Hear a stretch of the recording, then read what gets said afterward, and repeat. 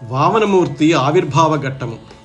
బ్రహ్మదేవుడు అదితి గర్భంలో ఉన్న శ్రీ మహావిష్ణువుని ఉద్దేశించి స్తోత్రం చేసి, మహానుభావ, చాలా కాలంగా దేవతలు స్వేచ్ఛ కోసం ఆరాటపడుతున్నారు.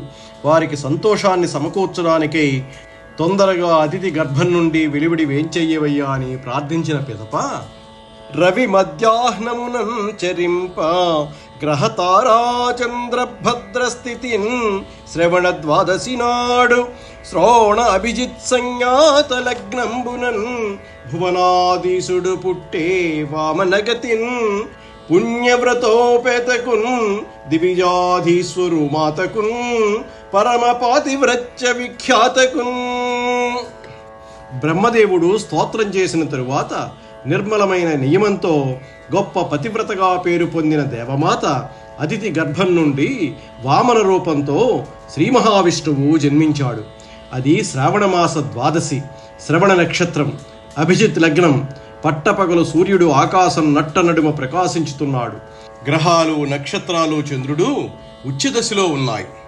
మరియును అద్దేవుండు శంఖచక్ర గదా కమల కలిత చతుర్భుజుండును విషంగవర్ణ వస్త్రుండును మకర కుండల మండిత గండ భాగుండును శ్రీవత్సవక్షుండును నలిన చక్షుండును నిరంతర శ్రీ విరాజిత రోలంబకదంబాలంబిత వనమాలికా పరిష్కృతుండును మణీకనక కాంచీ వలయ అంగద కిరీటహార నూపురాంకృతుండును కమనీయ కంఠ కౌస్తుభభరుణుండును నిఖిల జన మనోహరుండును అవతరించిన సమయంబున.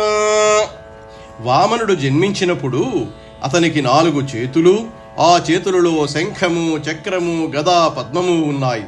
గోరోజనం రంగు వస్త్రము, మకర కుండలాలతో మెరిసే చెక్కిళ్ళు, రొమ్ముపై శ్రీవత్సము, కమలాల వంటి కన్నులు కలిగి ఉన్నాడు. తుమ్మెదలు మూగిన అందమైన వనమాల మెడలో కదులుతున్నది. రత్నాలు కూర్చిన బంగారు వడ్డాణము, బాహుపురులు, కిరీటము, హారాలు, కాలి అందెలు, కాంతులు వెదజల్లుతున్నాయి. కమనీయమైన కంఠభాగాన కౌస్తుభమణి మెరుస్తున్నది. అతని రూపం అఖిల జనుల మనస్సులను ఆకర్షిస్తున్నది.